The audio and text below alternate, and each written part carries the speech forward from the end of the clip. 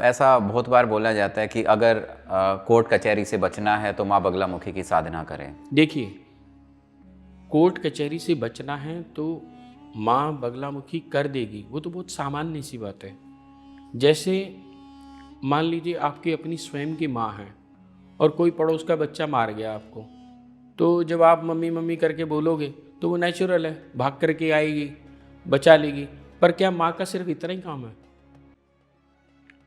कि बच्चे को कोई मारेगा तो तभी वो बाहर निकल कर आएगी? नहीं, माँ का काम है बच्चे का लालन पालन करना, बच्चे को ज्ञान देना, बच्चे को सही दिशा देना। हम उस दिशा को भटक रहे हैं, हम उस दिशा को कहीं भूल रहे हैं। तो सबसे पहले हम स्टार्ट करते हैं, जैसे बहुत सारे लोग पॉडकास्ट देख रहे हैं, जब वो देवी की बात करते हैं, देवी माँ की बात करते हैं, तो उनके सामने सिंपल चीज आती है माँ दुर्गा। लेकिन माँ दुर्गा से बगलामुखी, क्योंकि माँ दुर्गा से फिर 10 महाविद्याएं और 10 महाविद्याओं में बगलामुखी, तो ये अंतर क्या है? देवी जैसे ही हम शब्द बोलते हैं, देवी एक अपराशक्ति होती हैं और विद्या पराशक्ति होती हैं।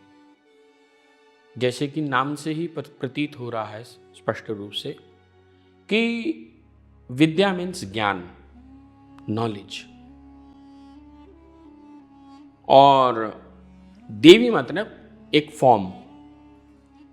जब हम अपराशक्ति की बात करते हैं तो वो फॉर्म वाली हो जाती है, उनकी कोई एक आकृति है, वह आप जब बुलाते हैं तो वो सामने आ जाती हैं।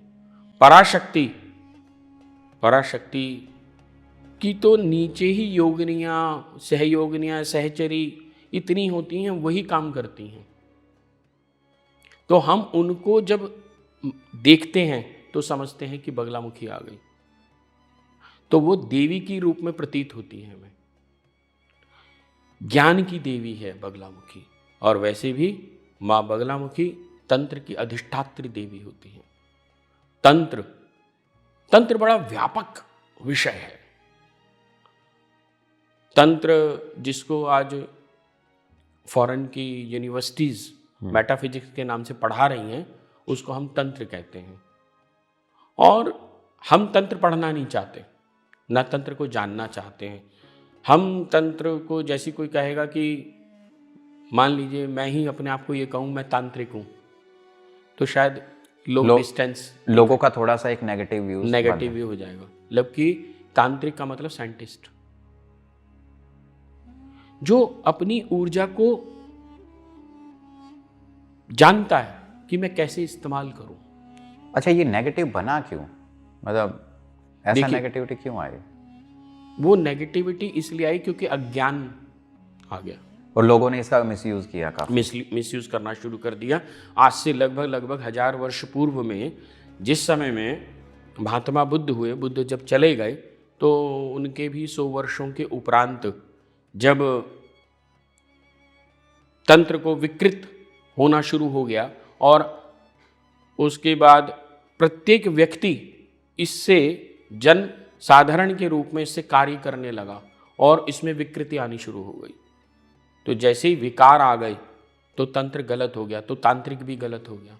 तांत्रिक तो वो होता है जो एनर्जी को जानता है कि चैनलाइज कैसे करना है, मुझे अपनी एनर्जी को कैसे चैनलाइज करना है। जैसे कि जब हम पावर को अपने घर में मीटर में लगाते हैं, तो उस मीटर से एक पावर को उठा करके लाते हैं कि हमें पंखा चलाना है, हमें बल्ब जलाना है, हमें एसी चलाना है, हमें क्या चलाना है, तो हम यूटिलाइज करते हैं प्रॉपर। ऐसे ही ठीक हम जब पराशक्ति को जागृत कर लेते हैं अपने अंदर में, तब वह पराशक्ति को हम कैसे यूटिलाइज कराना है, हमें ज्ञान के रूप में करना है, हमें अध्यात्म के रूप में उसको जागृत करना है, या व्यापार के विषय में करना है, ये अलग विषय हो सकता है। लेकिन जैसे ही हम अध्यात्म के विषय में जाना शुरू करते हैं, माँ बगलामुखी आपकी सहायता ज्ञान के रूप में करनी शुरू कर देती है।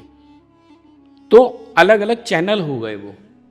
जैसे हम ज्ञान के रूप में, व्यापार के रूप में, अन्य किसी सफलता, अब नेता लोग जितने भी हैं वो माँ बगलामुखी की बहुत सी उपासना करना करते हैं, या सिर्फ इसीलिए उनका उद्देश्य लिमिटेड है कि हम अगर माँ बगलामुखी की साधना उपासना करेंगे तो हमें टिकट मिल जाएगा, फिर हम विजयी हो जाएंगे और हमें शासन सत्ता मिल जाएगी। क्या ये रियल में संभव है? हाँ, बिल्कुल संभव है, बिल्कुल संभव है। पर लेकिन माँ बगलामुखी मात्र इतनी ही शक्ति के लिए वो नहीं है। माँ का तो बहुत ही व्यापक स्वरूप है। माँ, जब ये जो पृथ्वी है, ये जो पूरा ब्रह्मांड है, ये जितने भी ग्रह हैं, वे सब अपनी अपनी धुरी पर, अक्ष पर घूम रहे हैं। वह जो घूमने की शक्ति है, घूर्णन की शक्ति है, वही स्तंभन की शक्ति है, वही आकर्षण की शक्ति है, यही बगलामुखी है।